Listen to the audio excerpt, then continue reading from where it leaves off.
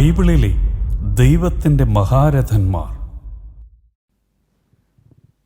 ദൈവതിരുനാമം മഹത്വപ്പെടട്ടെ. ബൈബിളിലെ പുരുഷ കഥാപാത്രങ്ങളുടെ ജീവിതം ധ്യാനിക്കുകയും വിചിന്തനം ചെയ്യുകയും ചെയ്യുന്ന ബൈബിളിലെ ദൈവത്തിൻ്റെ മഹാരഥന്മാർ എന്ന ഈ പ്രോഗ്രാമിലേക്ക് ഏവർക്കും സ്നേഹപൂർവ്വം സ്വാഗതം. ഇന്ന് നമ്മൾ ധ്യാനിക്കുകയും മനസ്സിലാക്കുകയും ചെയ്യുന്നത് എഫ്രായിംകാരനായ നൂനിൻ്റെ പുത്രനായ ജോഷുവയെക്കുറിച്ചാണ്. ഇസ്രയേലിൻ്റെ കരുത്തുറ്റ പ്രവാചകനും നേതാവുമായിരുന്ന മോശയുടെ പിൻഗാമിയായിട്ട് ദൈവം മോശ വഴി ഇസ്രയേൽ ജനത്തിന് നൽകുന്ന നേതാവാണ് ജോഷുവ. ജോഷുവയുടെ പേര് ഹോശേയ എന്നായിരുന്നു. എന്നാൽ വാഗ്ദാന നാട്ടിലേക്ക് ചാരനായി പോകുമ്പോൾ മോശ ഹോശേയയെ ജോഷുവ എന്ന് വിളിക്കുന്നു. ജോഷുവ എന്ന വാക്കിൻ്റെ അർത്ഥം ദൈവം രക്ഷയാണ് എന്നുള്ളതാണ്. ഇസ്രായേൽ ജനതയുടെ ചരിത്രത്തിൽ മറക്കുവാൻ സാധിക്കാത്ത ഒരു വ്യക്തിത്വമാണ് ജോഷുവ. ഈജിപ്തിൻ്റെ അടിമത്വത്തിൽ നിന്ന് ഇസ്രായേൽ ജനത്തെ വിമോചിക്കുവാനും നയിക്കുവാനും ദൈവം നിയോഗം നൽകിയ മോശയുടെ പ്രിയപ്പെട്ട ശിഷ്യനും മോശയുടെ പിൻഗാമിയുമായിട്ട് ജോഷുവ ഇസ്രയേലിൽ വളർന്നു വരുന്നത് ദൈവത്തോടുള്ള അവൻ്റെ വിശ്വസ്തതയും തൻ്റെ ഗുരുവായിരുന്ന മോശയോടുള്ള വിധേയത്വവും കാരണമാണ്. ജോഷുവയെ നമ്മൾ ആദ്യം കാണുന്നത് അമലേക്യരോടുള്ള യുദ്ധമുഖത്താണ്.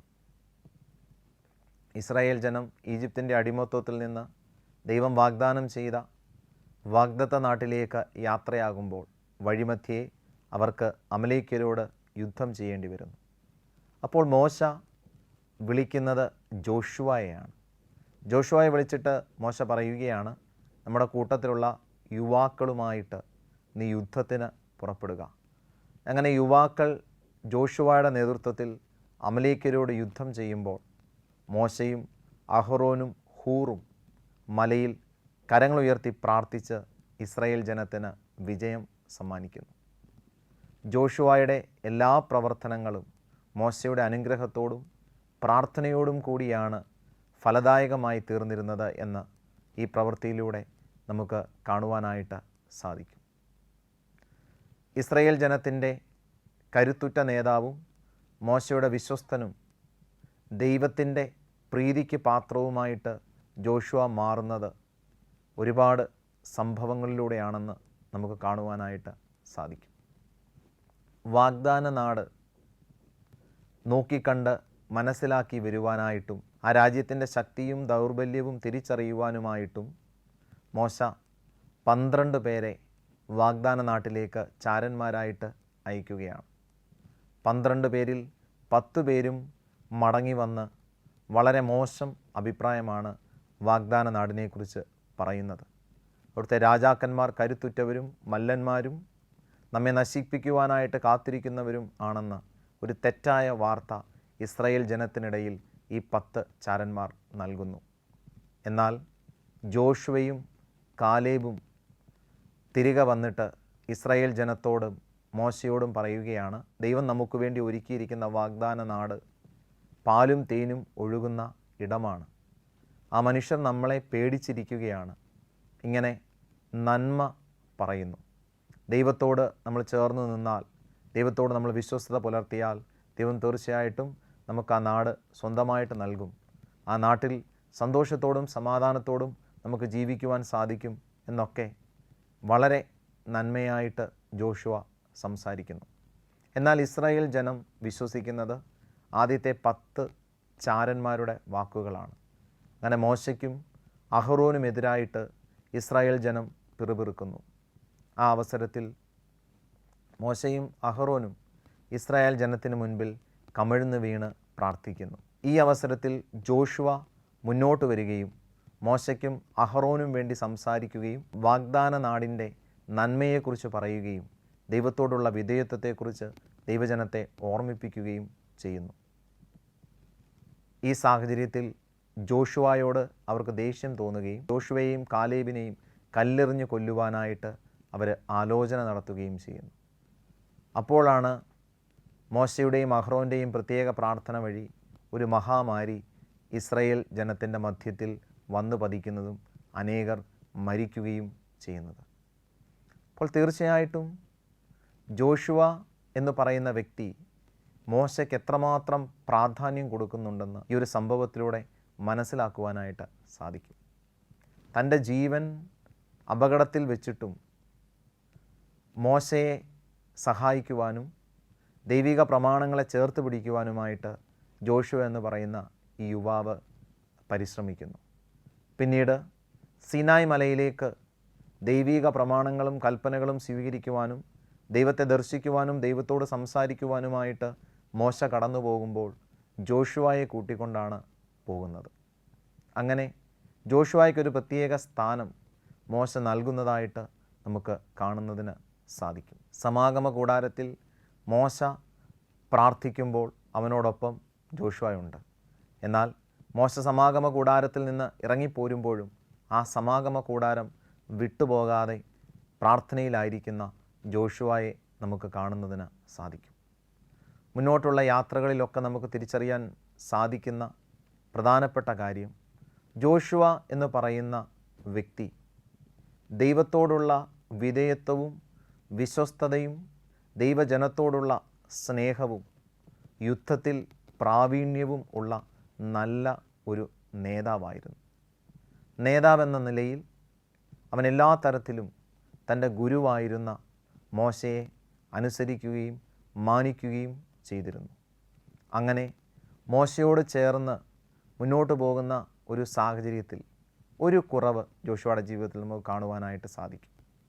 ദൈവം മോശയോട് പറഞ്ഞു, നീ ഇസ്രായേലിലെ ഗോത്രത്തലവന്മാരെ വിളിക്കുക, ഞാൻ എൻ്റെ ചൈതന്യം അവർക്ക് കൂടി പകരുവാനായിട്ട് പോകുന്നു. അങ്ങനെ ഒരു മേഘത്തിൽ ദൈവത്തിൻ്റെ ചൈതന്യം ഇസ്രായേലിലെ ഗോത്രത്തലവന്മാർക്ക് ലഭിക്കുമ്പോൾ അവരിൽ പലരും പ്രവചിക്കുന്നു. ഈ പ്രവചനം ജോഷുവയ്ക്ക് ഇഷ്ടപ്പെടുന്നില്ല. കാരണം തൻ്റെ ഗുരുവായ മോശയേക്കാൾ മറ്റൊരാൾ വലുതാകരുത് എന്ന് ജോഷു ആഗ്രഹിച്ചത് കൊണ്ടാണ് എന്ന് കരുതുകയാണ്. എങ്കിലും ജോഷുവയ്ക്ക് മറ്റുള്ളവരുടെ പ്രവചനം ഇഷ്ടപ്പെടുന്നില്ല. പക്ഷേ മോശ ജോഷുവയെ ശാസിക്കുന്നതായിട്ട് നമുക്ക് കാണുവാനായിട്ട് സാധിക്കും. അങ്ങനെ വാഗ്ദാന നാട്ടിലേക്ക് എത്തുന്നതിന് മുമ്പ് സീൻ മരുഭൂമിയിലെ കാദേശ് എന്ന് പറയുന്ന സ്ഥലത്ത് ദൈവത്തോട് ഒരു ചാഞ്ചാട്ടം മോശയുടെയും അഹ്റോൻ്റെയും ജീവിതത്തിൽ ഉണ്ടായപ്പോൾ, ദൈവത്തെ മഹത്വപ്പെടുത്തുവാനുള്ള ഒരു അവസരം മോശയും അഹ്റോനും പാഴാക്കി കളഞ്ഞപ്പോൾ അതിൻ്റെ പരിണിത ഫലമായിട്ട് വാഗ്ദാന നാട്ടിലേക്ക് പ്രവേശിക്കുവാനായിട്ട് മോശയ്ക്ക് സാധിക്കുന്നില്ല.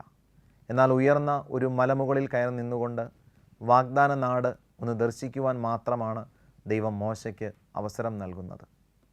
താൻ മരിക്കുന്നതിന് മുമ്പ് ജോഷുവയെ ഇസ്രായേലിൻ്റെ നേതാവും പ്രവാചകനുമാക്കി മാറ്റണമെന്ന് മോശയോട് ദൈവം ആവശ്യപ്പെട്ടു. അങ്ങനെ മോശ തൻ്റെ കൈവപ്പ് വഴി ദൈവഹിതപ്രകാരം ഇസ്രായേലിൻ്റെ അടുത്ത നേതാവായിട്ട് തൻ്റെ പിൻഗാമിയായിട്ട് നൂനിൻ്റെ പുത്രനായ ജോഷുവയെ നിയമിക്കുന്നതായിട്ട് നമുക്ക് കാണുവാൻ സാധിക്കും. മോശയ്ക്ക് നൽകിയ എല്ലാ അനുഗ്രഹങ്ങളും, മോശയ്ക്ക് നൽകിയിട്ടുള്ള എല്ലാ നന്മകളും ജോഷുവയ്ക്ക് നൽകുവാനായിട്ട് ദൈവം ആഗ്രഹിച്ചു. ഇസ്രായേൽ ജനത്തോട് മോശയെ നിങ്ങൾ എപ്രകാരം മാനിക്കുകയും സ്നേഹിക്കുകയും അനുസരിക്കുകയും ചെയ്തുവോ അപ്രകാരം ജോഷുവയെ അനുസരിക്കുകയും മാനിക്കുകയും സ്നേഹിക്കുകയും ചെയ്യണമെന്ന് മോശയിലൂടെ ദൈവം ആഹ്വാനം ചെയ്തു. അങ്ങനെ എല്ലാ തരത്തിലും ജോഷുവ മോശയ്ക്കും ദൈവത്തിനും പ്രിയപ്പെട്ടവനായി മാറുന്നതായിട്ട് നമുക്ക് കാണുവാൻ സാധിക്കും. ഒരു ആത്മീയ പുസ്തകം എഴുതിക്കൊണ്ട് ഇസ്രായേൽ ജനത്തെ നയിക്കുന്ന ജോഷുവയെ നമുക്ക് കാണുന്നതിന് സാധിക്കും. ഈ ആത്മീയ പുസ്തകത്തിൻ്റെ, ജോഷുവയുടെ പുസ്തകത്തിൻ്റെ 24 അധ്യായങ്ങൾ നീണ്ടു നിൽക്കുന്ന ജോഷുവയുടെ പുസ്തകത്തിൻ്റെ ആരംഭത്തിൽ തന്നെ ജോഷുവ എപ്രകാരമാണ് ദൈവത്തോട് വിധേയത്വം പുലർത്തുന്നത് എന്ന് നമുക്ക് കാണുവാനായിട്ട് സാധിക്കും. അതോടൊപ്പം ജോഷുവയോടുള്ള ദൈവത്തിൻ്റെ ബന്ധം എത്രമാത്രം ബലപ്പെട്ടതാണെന്ന് നമുക്ക് മനസ്സിലാക്കുവാൻ സാധിക്കും. ദൈവം ജോഷുവയോട് പറയുകയാണ്, നീ ഭയപ്പെടേണ്ട, നിൻ്റെ ഉദ്യമങ്ങളിലെല്ലാം നീ വിജയിക്കും. നീ ഈ ദേശത്തിന് ഇവർക്ക് ഒരു അനുഗ്രഹമായിരിക്കും. നിന്നോടൊപ്പം ഞാൻ ഉണ്ടാകും. നീ ഒരിക്കലും പരാജയപ്പെട്ടു പോകില്ല. എൻ്റെ സംരക്ഷണം നിനക്കുണ്ടാകും. അത്രമേൽ എൻ്റെ സാന്നിധ്യം നിന്നോടൊപ്പം ഉണ്ടാകും, ഞാൻ നിന്നെ സഹായിക്കും എന്ന് വീണ്ടും വീണ്ടും വീണ്ടും വീണ്ടും പറഞ്ഞുകൊണ്ട് ജോഷുവയെ ബലപ്പെടുത്തി ഇസ്രായേലിൻ്റെ നേതാവാക്കി മാറ്റുന്ന ദൈവത്തെ ജോഷുവയുടെ പുസ്തകത്തിൽ നമുക്ക് കാണുവാനായിട്ട് സാധിക്കും. അതുപോലെ തന്നെ ജോഷുവ ജനത്തോട് പറയുന്നത് ഇപ്രകാരമാണ്: നിങ്ങൾ നിങ്ങളെ തന്നെ വിശുദ്ധീകരിക്കുക, നാളെ നിങ്ങളുടെ ഇടയിൽ കർത്താവ് അത്ഭുതങ്ങളും അടയാളങ്ങളും പ്രവർത്തിക്കും. അപ്പോൾ ദൈവം സഹായിക്കുകയും ദൈവം ബലപ്പെടുത്തുകയും ദൈവം സംരക്ഷിക്കുകയും ദൈവം കൂടെ നിൽക്കുകയും ചെയ്യുന്നവനാണെന്ന് ദൈവജനത്തെ ബോധ്യപ്പെടുത്തുമ്പോൾ ജോഷുവ ഓർമ്മിപ്പിക്കുന്നൊരു കാര്യം, നിങ്ങളുടെ വിധേയത്വവും വിശ്വസ്തതയും നിങ്ങളുടെ വിശുദ്ധിയും ദൈവത്തിന് പ്രവർത്തിക്കുവാൻ വളരെ അത്യന്താപേക്ഷിതമായ ഒരു കാര്യമാണ്. അങ്ങനെ ദൈവിക പ്രമാണങ്ങളോടും ദൈവിക കൽപ്പനകളോടും ചേർന്ന് നിന്ന് ദൈവത്തെ സ്നേഹിക്കുവാനും ദൈവത്തെ മാനിക്കുവാനും ജീവിതം നയിക്കുവാനുമായിട്ട് ജോഷുവ ദൈവജനത്തെ പ്രബോധിപ്പിക്കുന്നതായിട്ട് നമുക്ക് കാണുവാൻ സാധിക്കും. ഇസ്രായേൽ ജനത്തെ വാഗ്ദത്ത നാട്ടിലേക്ക് നയിക്കുന്നതിനും ആ ദേശത്തെ രാജാക്കന്മാരെ പരാജയപ്പെടുത്തി ആ ദേശം ഇസ്രായേലിലെ ഗോത്രങ്ങൾക്ക് വിഭജിച്ചു കൊടുക്കുന്നതിനു വേണ്ടി പ്രത്യേക നിയോഗം സ്വീകരിച്ചുകൊണ്ടാണ് ജോഷുവ ഈ നേതൃസ്ഥാനത്തേക്ക് വരുന്നത്. മോശയുടെ മരണശേഷം മോശ ചെയ്തിട്ടുള്ള എല്ലാ കാര്യങ്ങളും അതിൻ്റെ പൂർണ്ണതയിൽ ഏറ്റെടുത്തുകൊണ്ട് ദൈവത്തോട് വിധേയത്വവും വിശ്വസ്തതയും പുലർത്തിക്കൊണ്ട് ജോഷുവ ഇസ്രായേൽ ജനത്തെ നയിക്കുന്നത് നമുക്ക് കാണുവാനായിട്ട് സാധിക്കും. ജോഷുവായ്ക്ക് ദൈവത്തോടുള്ള വിധേയത്വവും വിശ്വസ്തതയും മനസ്സിലാക്കി തരുന്ന ഒരുപാട് സംഭവങ്ങൾ പരിശുദ്ധ വചനത്തിൽ നമുക്ക് കാണുവാനായിട്ട് സാധിക്കും. ഇതിനുള്ള ഏറ്റവും നല്ല ഉദാഹരണമാണ് ജോർദാൻ നദി കുറുകെ കടക്കുവാനായിട്ട് ഇസ്രായേൽ ജനം പരിശ്രമിക്കുമ്പോൾ ജോഷുവ പറയുന്ന ഒരു കാര്യം, ദൈവത്തിൻ്റെ വാഗ്ദാന പേടകം പുരോഹിതന്മാർ വഹിക്കട്ടെ. അവരാ വാഗ്ദാന പേടകവുമായിട്ട് ജലത്തിൽ പാദങ്ങൾ ഊന്നുമ്പോൾ ജലം മാറി നിൽക്കും. അങ്ങനെ വരണ്ട നിലത്തിലൂടെ അടുത്ത സ്ഥലത്തേക്ക് പോകുവാനായിട്ട് നമുക്ക് സാധിക്കും. അപ്പോൾ തീർച്ചയായിട്ടും തങ്ങളോടൊപ്പമുള്ള ദൈവസാന്നിധ്യത്തിൻ്റെ അടയാളമായ വാഗ്ദാന പേടകത്തെ ഏറെ മാനിക്കുകയും അത് ഉൾക്കൊള്ളുകയും അംഗീകരിക്കുകയും അതിനെ മാനിക്കുവാനും സ്നേഹിക്കുവാനും മറ്റുള്ളവരെ പഠിപ്പിക്കുകയും ചെയ്യുന്ന ജോഷുവയെ നമ്മൾ കാണുന്നു. ജെറീക്കോ കോട്ട ജോഷുവ തകർക്കുന്നത് യുദ്ധം ചെയ്തിട്ടല്ല, മറിച്ച് വാഗ്ദാന പേടകം കൊണ്ട് പുരോഹിതന്മാർ അതിനു ചുറ്റും പ്രദക്ഷിണം ചെയ്യുവാൻ ആവശ്യപ്പെട്ടുകൊണ്ടാണ്. 6 ദിവസം പുരോഹിതന്മാർ വാഗ്ദാന പേടകവുമായിട്ട് ജെറീക്കോ കോട്ടയുടെ ചുറ്റും പ്രദക്ഷിണം നടത്തുന്നു.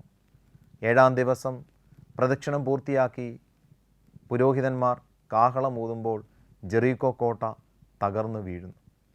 ഒരു മനുഷ്യൻ തൻ്റെ വിശ്വാസത്തിൽ ദൈവത്തോടുള്ള വിധേയത്വത്തിൽ അത്ഭുതങ്ങളും അടയാളങ്ങളും പ്രവർത്തിച്ചുകൊണ്ട് രാജ്യങ്ങളെ കീഴടക്കുന്നത് നമുക്ക് കാണുവാനായിട്ട് സാധിക്കും. ജോഷുവയുടെ ജീവിതത്തിലെ ഏറ്റവും വലിയ പ്രത്യേകതയായിട്ട് നമുക്ക് മനസ്സിലാക്കുവാൻ സാധിക്കുന്നത് മറ്റുള്ളവരോടുള്ള ഒരു പരിഗണനയാണ്. ജോഷുവ കാലേബിനെയും ചാരന്മാരെയും വിളിച്ച് വാഗ്ദാന നാട് ഉറ്റുനോക്കുവാനായിട്ട് വിടുകയാണ്. അങ്ങനെ ജെറീക്കോ പട്ടണത്തിൽ ഇവർ കടന്നു വരുമ്പോൾ ഇസ്രായേലിലെ ചാരന്മാർ തങ്ങളുടെ രാജ്യത്ത് കടന്നിട്ടുണ്ട് എന്ന് ജെറീക്കോയുടെ രാജാവ് അറിയുകയും അവരെ പിടികൂടുവാനായിട്ട് കടന്നു വരികയും ചെയ്യുമ്പോൾ റാഹേബ് എന്ന് പറയുന്ന ഒരു വേശ്യ ഈ ഇസ്രായേലിലെ ചാരന്മാരെ സംരക്ഷിക്കുന്നുണ്ട്. തിരിച്ച് ഇസ്രായേല്യരുടെ അടുത്തേക്ക് അയക്കുമ്പോൾ അവൾ ഒരു കാര്യം മാത്രമേ ആവശ്യപ്പെടുന്നുള്ളൂ: നിങ്ങൾ ഈ പട്ടണം കീഴടക്കുമ്പോൾ എന്നെയും എൻ്റെ കുടുംബത്തെയും സംരക്ഷിക്കണം. അങ്ങനെ ജെറീക്കോ കോട്ട തകർത്ത് ജെറീക്കോ പട്ടണം കീഴടക്കുമ്പോൾ ജോഷുവ ഈ കാര്യം ഓർക്കുകയും റാഹാബിനെയും അവളുടെ കുടുംബത്തെയും സംരക്ഷിക്കുകയും ചെയ്യുന്നതായിട്ട് നമുക്ക് കാണുവാനായിട്ട് സാധിക്കും. പിന്നീട് ജോഷുവ 7 വർഷം കൊണ്ട് 31 രാജാക്കന്മാരെ പരാജയപ്പെടുത്തി. 7 വർഷം കൊണ്ട് വാഗ്ദാന ദേശം അവൻ കീഴടക്കി. എന്നിട്ട് ദൈവഹിതം എന്താണെന്ന് ആരാഞ്ഞു. അങ്ങനെ ദൈവഹിതപ്രകാരം ലോട്ടിട്ടുകൊണ്ട് നറുക്ക് ഇട്ടുകൊണ്ട് ദേശം ഓരോ ഗോത്രത്തിനായിട്ട് അവൻ വീതിച്ചു കൊടുത്തു. ദൈവം എന്താഗ്രഹിച്ചുവോ അത് അക്ഷരം പതി ചെയ്യുന്ന ഒരു നേതാവിനെ ജോഷുവയിൽ കാണുവാനായിട്ട് നമുക്ക് സാധിക്കും. ജോഷുവയുടെ ജീവിതം പ്രാർത്ഥിക്കുകയും ചെയ്യുമ്പോൾ നമുക്ക് മനസ്സിലാക്കുവാൻ സാധിക്കുന്ന ഒരുപാട് കാര്യങ്ങളുണ്ട്. ആ നന്മകളും അനുഗ്രഹങ്ങളും നമ്മുടെ ജീവിതത്തിൽ ചേർത്ത് പിടിക്കുവാനും ജോഷുവയുടെ ജീവിതത്തിലുണ്ടായ കുറവുകളെ നമ്മുടെ ജീവിതത്തിൽ നിന്ന് ഒഴിവാക്കുവാനുമായിട്ട് നമ്മൾ പരിശ്രമിക്കുമ്പോൾ ജോഷുവയുടെ ജീവിതത്തെക്കുറിച്ചുള്ള ധ്യാനം നമ്മെ സഹായിക്കും എന്ന് തിരിച്ചറിയാം. ജോഷുവയുടെ ജീവിതത്തിലെ ഏറ്റവും പ്രധാനപ്പെട്ട നന്മ എന്ന് പറയുന്നത് ദൈവത്തോട് ഒരിക്കലും അവിശ്വസ്തത കാണിക്കുന്നതായിട്ട് ജോഷുവയുടെ ജീവിതത്തിൽ നമുക്ക് കാണുവാൻ കഴിയുന്നില്ല. ഒരുപക്ഷെ മോശയ്ക്കും അഹ്റോനുമൊക്കെ സംഭവിക്കുന്ന വീഴ്ചയെന്ന് പറയുന്നത് എപ്പോഴൊക്കെയോ ചില സാഹചര്യങ്ങളിൽ അവർ ദൈവത്തോട് അവിശ്വസ്തത പുലർത്തുന്നുണ്ട്. എപ്പോഴൊക്കെയോ സാഹചര്യത്തിൻ്റെ സമ്മർദ്ദങ്ങളിൽ അവർ ദൈവത്തോട് മറുതലിക്കുകയും ദൈവത്തിനെതിരെ പിറുപിറുക്കുകയും ചെയ്യുന്നുണ്ട്. എന്നാൽ ജോഷുവ എന്ന് പറയുന്ന മനുഷ്യൻ ഒരിക്കലും ദൈവത്തോട് മറുതലിക്കുകയോ ദൈവത്തോട് പിറുപിറുക്കുകയോ ചെയ്യുന്നതായിട്ട് നമ്മൾ കാണുന്നില്ല.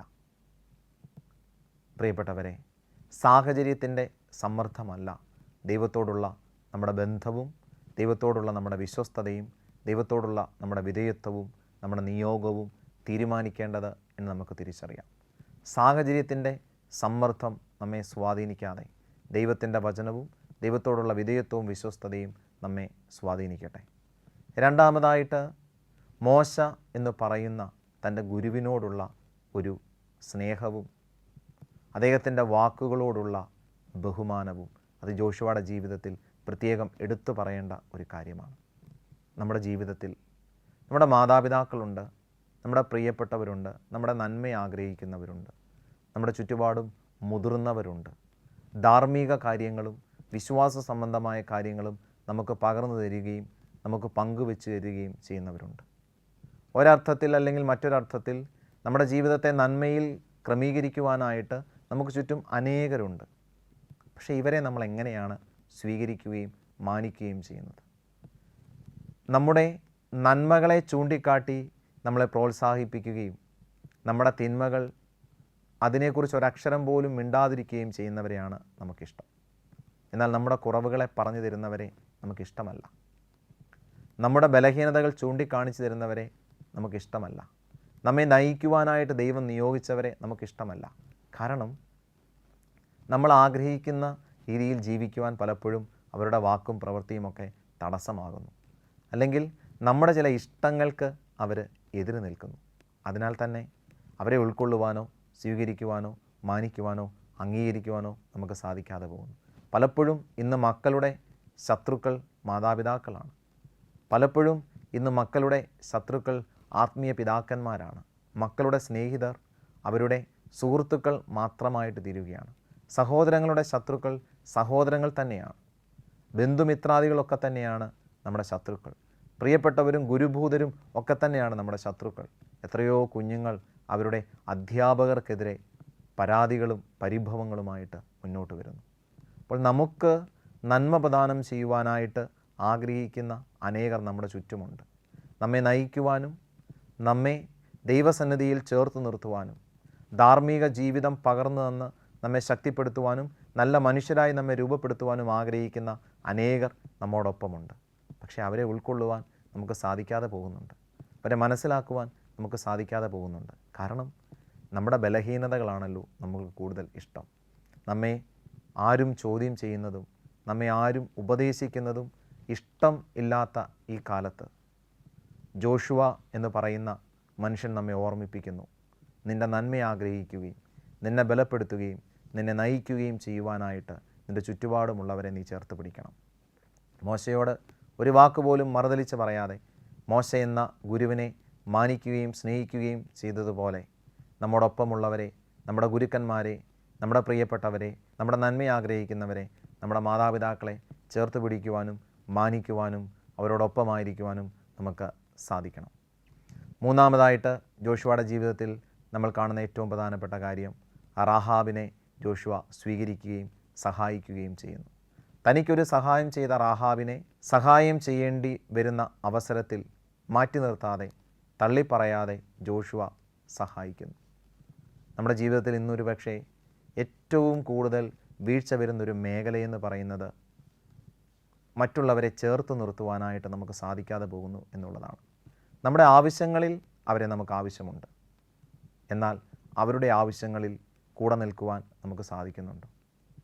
നമുക്ക് ഏറ്റവും കൂടുതൽ നന്മ ചെയ്തിട്ടുള്ളവരെയല്ലേ നമ്മൾ ഏറ്റവും കൂടുതൽ വേദനിപ്പിക്കുന്നത്? നമ്മൾ സഹായിക്കും എന്ന് പ്രതീക്ഷിക്കുന്നവരെയല്ലേ നമ്മൾ മാറ്റി നിർത്തുന്നത്? ഞാൻ കൂടെയുണ്ട് എന്ന് വാക്ക് കൊടുത്തിട്ട് ഒരാവശ്യം വരുമ്പോൾ അവരോടൊപ്പമായിരിക്കുവാൻ നമുക്ക് സാധിച്ചിട്ടുണ്ടോ? ഇങ്ങനെ വ്യക്തിബന്ധങ്ങളെ വിലയിരുത്തേണ്ട ഒരു സമയം കൂടിയാണിത്. റഹാബ് ഒരു വേശ്യയായിരുന്നിട്ടും തൻ്റെ ആളുകളെ സംരക്ഷിച്ചു. അതിനാൽ താൻ അവളെ സംരക്ഷിച്ചു കൊള്ളാം എന്ന് ജോഷുവ വാക്ക് കൊടുത്തിരുന്നു. അവനത് പൂർത്തീകരിച്ചു. ജെറിക്കോ പട്ടണം കീഴടക്കുമ്പോൾ റാഹാബിനെ കൊന്നുകളയുവാനായിട്ടുള്ള എല്ലാ സാഹചര്യവും ജോഷുവയ്ക്കുണ്ടായിരുന്നു. എന്നിട്ടും ജോഷുവ കൊന്നുകളയുന്നില്ല, മറിച്ച് അവളെ സ്വീകരിച്ചു, അവളുടെ കുടുംബത്തെ ചേർത്ത് പിടിച്ചു. പ്രിയപ്പെട്ടവരെ, നമുക്ക് നന്മ ചെയ്യുന്നവർ, നമ്മളെ ചേർത്ത് പിടിക്കുന്നവർ, നമ്മളുടെ സഹായം പ്രതീക്ഷിക്കുന്നവർ, നമ്മെ ആവശ്യമുള്ളവർ, അവരുടെയൊക്കെ അടുക്കലേക്ക് സഹായഹസ്തവുമായിട്ട് ചെല്ലുവാൻ നമുക്ക് സാധിക്കണം. കരയുന്നവരുടെ കണ്ണീരൊപ്പുവാനും വിശക്കുന്നവർക്ക് ഭക്ഷണം നൽകുവാനും ക്ഷീണിതരെ ബലപ്പെടുത്തുവാനും സഹായിക്കുവാനും ഒക്കെയായിട്ട് നമ്മളുണ്ടാകണം. പാവപ്പെട്ടവരെ സംരക്ഷിക്കുവാൻ നമ്മളുണ്ടാകണം. നമ്മുടെ കഷ്ടതയിൽ നമ്മെ ചേർത്ത് പിടിച്ചവരെ നമ്മുടെ നന്മയിൽ നമ്മൾ മറന്നു പോകരുത്.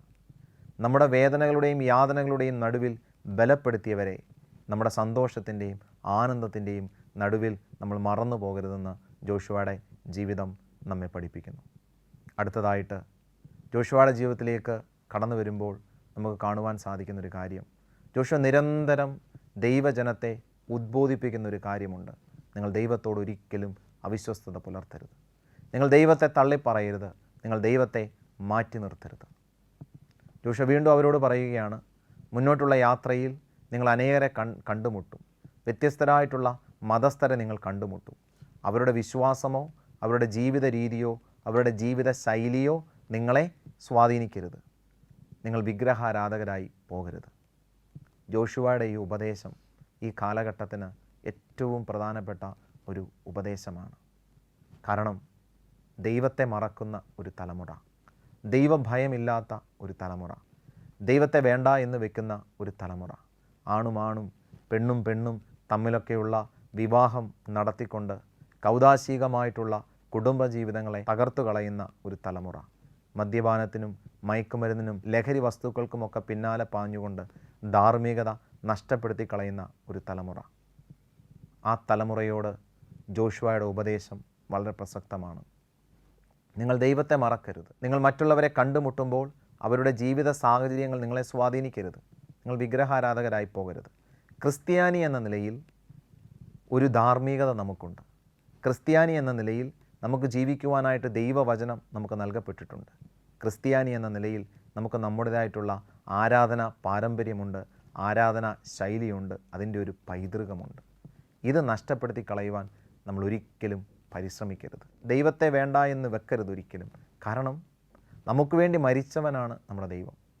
നമുക്ക് വേണ്ടി കുരിശിൽ തൂങ്ങി മരിച്ചുകൊണ്ട് പരിശുദ്ധ കുർബാനയായി എന്ന് നമ്മുടെ ഉള്ളിലേക്ക് എഴുന്നള്ളി വരുന്ന ദൈവം, നമ്മെ ഏറെ സ്നേഹിക്കുകയും നമുക്ക് വേണ്ടി തൻ്റെ തന്നെ ജീവിതം നൽകുകയും ചെയ്യുന്ന ദൈവത്തെ നമ്മൾ എന്തിനാണ് മറക്കുന്നത്?